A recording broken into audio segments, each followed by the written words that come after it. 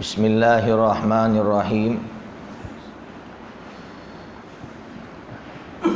الحمد للہ رب العالمین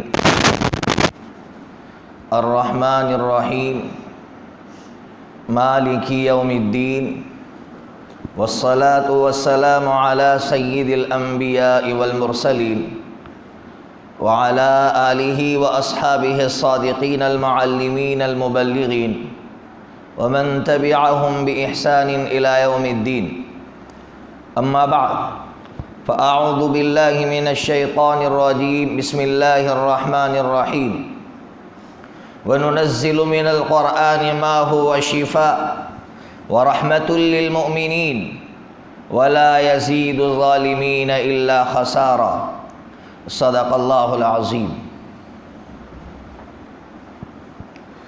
واجب الاحترام میرے معزز دینی بھائیوں، میں نے قرآن مجید کی جو آیت پڑھی 15ویں پارے کی آیت ہے، اس آیت کی تفسیر سنانا چاہتا ہوں، میرے نوجوان بھائیوں کو خاص طور پر سنانا چاہتا ہوں۔ اس کی تفسیر سنانے سے پہلے میں آپ کو رشیا کی طرف لے جاتا ہوں۔ رشیا، کون سا نوجوان بندہ ایسا ہے جو رشیا کو نہ جانتا ہو؟ رشیا اس نے 1919 کے بعد 1919 کے بعد مسلم جو 7 بڑی بڑی ریاستیں تھیں، ازبکستان، قزاقستان، افغانستان، بخارا، سمرقند، اس طرح جو بڑی بڑی مسلم ریاستیں تھیں، مسلم کنٹریز تھی، اس کو ہڑپ لیا اور اس پر قبضہ کر لیا۔ کس طرح قبضہ کیا وہ سنیے گا۔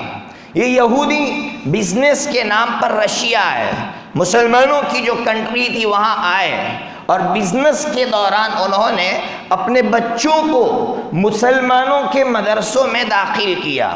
ان کے بچے مسلمانوں کے مدرسوں میں پڑھتے رہے، عالم بن گئے، مفتی بن گئے، اور چونکہ ان کو اللہ نے بہت ذہن دیا ہے، یہودیوں کے پاس ذہن بہت زیادہ ہے، بہت ہوشیار ہوتے ہیں، تو فرسٹ نمبر سے پاس ہوئے تو ان کو مفتی بنا دیا گیا ان کے علاقے کا۔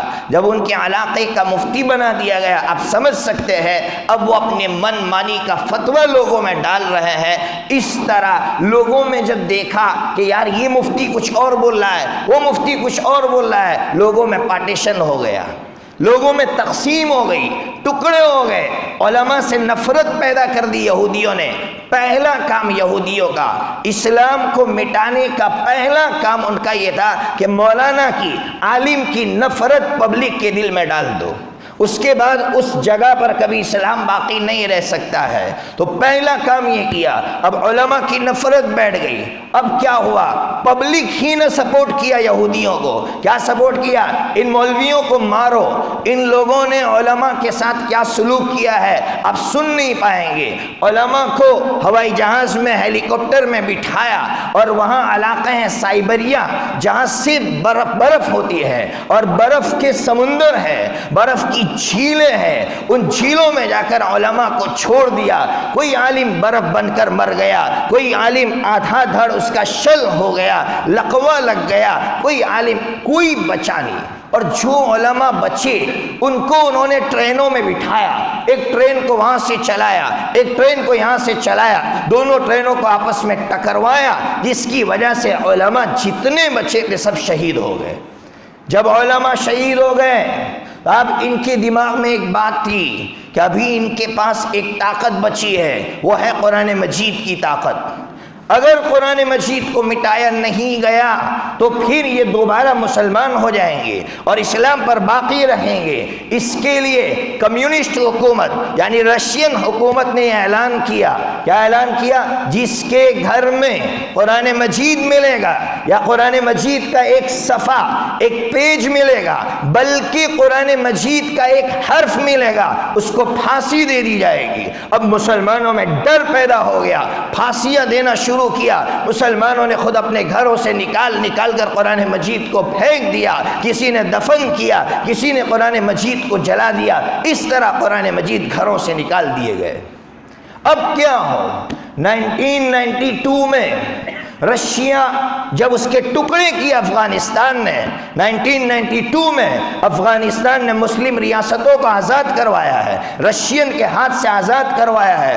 آپ حیران رہ جائیں گے 1992 میں سروے ہوا کہ رشیا میں جہاں اللہ کا نام لینے پر پھانسی دی جاتی تھی، جہاں قرآن مجید رکھنے پر پھانسی دی جاتی تھی، اسی رشیا سے 1 لاکھ سے زیادہ حفاظ ملے ہیں، حافظ ملے ہیں 1 لاکھ سے زیادہ، اور ہزاروں کی تعداد میں وہاں سے علماء پیدا ہوئے ہیں۔ لوگ حیران تھے کیسے یہاں عالم پیدا ہوئے، کیسے یہاں حافظ پیدا ہوئے۔ میں آپ کو سناتا ہوں، ہسٹری نے نوٹ کیا، میں نے آپ کو کہا برفیلی زمین پر جا کر چھوڑ دیتے تھے، ایک مفتی صاحب جن کو وہاں چھوڑ دیا گیا تھا، اللہ نے ان کو بچا لیا، بڑی عمر کے تھے، کسی بھی طرح سے واپس آئے اپنے علاقے میں، دیکھا کہ اب داڑھی نہیں رکھ سکتے ہیں، داڑھی اڑا دی، پینٹ شرٹ پہن لیا، کسان بن گئے، کھیڑوت بن گئے، 16 گھنٹہ کسانی کرتے، 16 گھنٹہ زمین جوتے، 16 گھنٹے کے بعد اپنے گھر پر آتے، اور گھر میں تہہ خانہ تھا، گھر کے نیچے تہہ خانہ تھا، تہہ خانے کی بالکل گھر کی انٹری پر شراب کی بوتلیں رکھ دیتے، سور کا گوشت رکھ دیتے، میوزک کا پورا سسٹم رکھ دیتے، اور اپنے بچے کو قرآن مجید پڑھاتے، اپنے بچے کو بخاری شریف پڑھاتے۔ پھر ان کو ایسا لگا کہ یار میرا بچہ تو عالم بن جائے گا، لیکن میرا بچہ بھی تو آخر مر جائے گا، پھر اسلامیہ کیسے زندہ رہے گا؟ مسلمانوں کے گھروں پر گئے، بھیک مانگی بچوں کی، بچے دو، کون بچے دے گا؟ ہر ماں ڈری سہمی تھی کہ میں اپنے بچے دوں گی تو میرے بچے کو پھانسی دے دی جائے گی، لیکن قربان جائیے وہاں کی ماؤں کے جذبات کو، ماؤں نے اپنے بچے حوالے کیے، ماؤں کو یقین تھا کہ میں اپنے بچے کو حوالے کر کے آ رہی ہوں، اب میرا بچہ میرے ہاتھ میں واپس نہیں آئے گا، یقین تھا میرے بچے کو پھانسی دے دی جائے گی۔ آج مکتب میں اپنے بچے کو پڑھانے کے لیے نہیں بھیج سکتا ہوں، میرے پاس ٹائم نہیں ہے اپنے بچے کو قرآن مجید ناظرہ پڑھانے کے لیے اور 1 گھنٹے کے لیے وقف کرنے کے لیے۔ وہ مائیں اپنے بچوں کی زندگیاں وقف کر کے جا رہی ہے، ان کو یقین تھا بچے واپس نہیں ملیں گے۔ ارے ہم مدرسوں میں پڑھے، ہم سے پوچھو جب ہم گھروں سے نکلتے تھے ہماری ماؤں کی کیا حالت ہوتی تھی، حالانکہ ہماری ماؤں کو یقین تھا بچہ واپس آئے گا۔ ان ماؤں کے دلوں پر کیا گزری ہوگی جن ماؤں نے بچے حوالے کر دیے ہوں گے، جاؤ اللہ کے حوالے، بچہ ملا تو اللہ کا شکر، نہیں ملا تو اللہ کے راستے میں شہید۔ اب یہ بڑے میاں تہہ خانے میں بچوں کو حافظ بنا رہے ہیں، اس طرح تہہ خانے میں انہوں نے ہزاروں بچوں کو حافظ بنایا۔ پولیس والے آتے دیکھتے اور یہاں تو شراب کی بوتلیں رکھی ہوئی ہے، یہاں تو خنزیر کا گوشت رکھا ہوا ہے، یہاں تو میوزک سسٹم چل رہا ہے، اس کا مطلب یہاں کوئی دینی تعلیم نہیں ہوتی ہوگی۔ ان کو کیا معلوم کہ اسلام کے جیالے اور دین کے دیوانے ایسے بھی تھے کہ جن کو اللہ نے ایسی عقلیں دی تھی، جنہوں نے اپنے ہتھیلی پر جان رکھ کر اللہ رب العزت کے کلام کی حفاظت کی، اللہ کے دین کی حفاظت کی ہے۔ آج ان کے پاس قرآن نہیں تھا، قرآن جلا دیا گیا تھا، تو ان کی ماؤں نے اپنے بچوں کے لیے قربانی دی۔ ایک واقعہ سنا کر اپنی بات کی طرف آؤں گا۔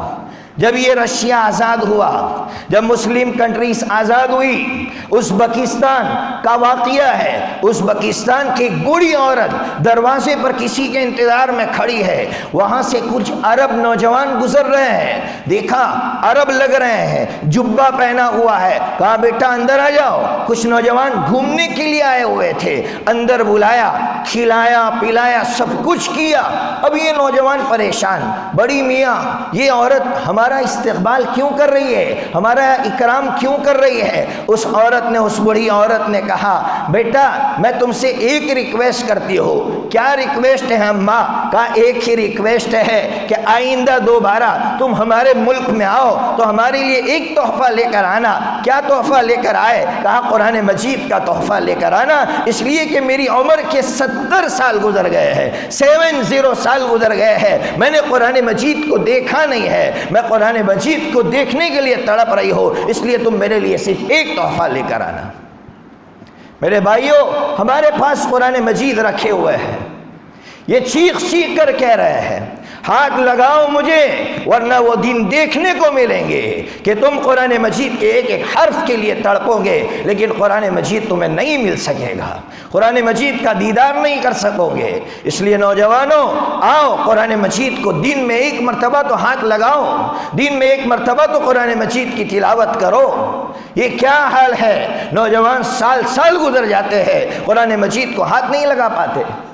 قرآن پر کیسا ظلم ہو رہا ہے ہماری سوسائٹی میں، کیا یہ ظلم نہیں ہے؟ بولو بھائیو، ارے ظلم ہے یا نہیں ہے؟ اس لیے کیا کریں گے ہم سب مل کر؟ یہ بیانات مقصود نہیں ہیں، یہ تو میں نے آپ کو ایک نظارہ کروایا، آپ کے سامنے ایک چیپٹر کھولا، پوری حقیقت نہیں کھولی ہے کہ کیا ہوا تھا رشیا میں۔ یہ تو میں اور آپ اپنی آنکھوں کو کھولنے کے لیے کچھ سمجھنا چاہتے ہیں۔ میں ایک راستہ دے رہا ہوں آپ کو، ایک راستہ کیا ہے؟ قرآن مجید میں 540 رکوع ہے، 540 رکوع ہے پورے قرآن مجید میں، 540 رکوع۔ اگر آپ دن میں صرف 2 رکوع پڑھیں گے، سال کے اندر اندر آپ کا قرآن مجید مکمل ہو جائے گا۔ ہر گھر سے ہر بندہ قرآن مجید سال کے اندر اندر پورا کرنے والا بن جائے گا۔ اگر یہ کام شروع ہو جائے، 2 رکوع پڑھنے میں 4 منٹ لگیں گے، بلکہ 3 منٹ لگیں گے، زیادہ سے زیادہ 5 منٹ لگیں گے۔ کیا اللہ کے کلام کے لیے 5 منٹ ہم فارغ نہیں کر پا رہے؟ 5 منٹ فارغ کیجئے۔ ارے بھائیو بتاؤ کون کون فارغ کرے گا؟ بتاؤ۔ اللہ سب کو قبول فرمائے۔ سچ بات کہہ رہا ہوں، جب تک قرآن مجید ہاتھ میں نہیں لیں گے، مسمرزم کا زمانہ ہے، بلیک میجک کا زمانہ ہے۔ ابھی 2023 شروع ہوا، میں آپ کو سناؤں سائنٹسٹوں کا کیا کہنا ہے، حالانکہ ان کی باتوں پر ہمیں کوئی یقین نہیں ہے، ہمارے آقا کی باتوں پر ہمیں یقین ہے۔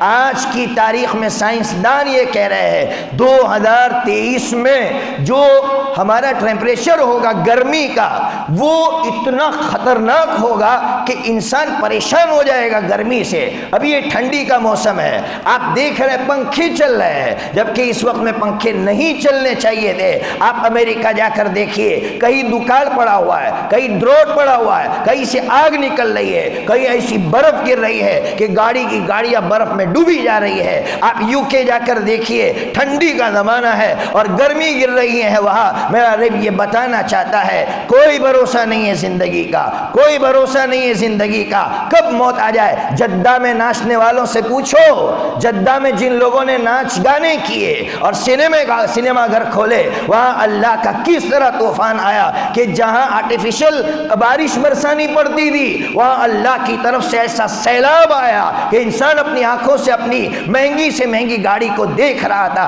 لیکن بچا نہیں پا رہا تھا۔ میرا اللہ قرآن میں کہہ رہا ہے اذا زلزلت الارض زلزالها واخرجت الارض اثقالها وقال الانسان ما لها، کہ جب زمین میں زلزلے پیدا کروں گا اور جب زمین میں سیلاب آئیں گے، زمین اپنے سامنے ایسی قیمتی چیزوں کو پھینک کر رکھ دے گی۔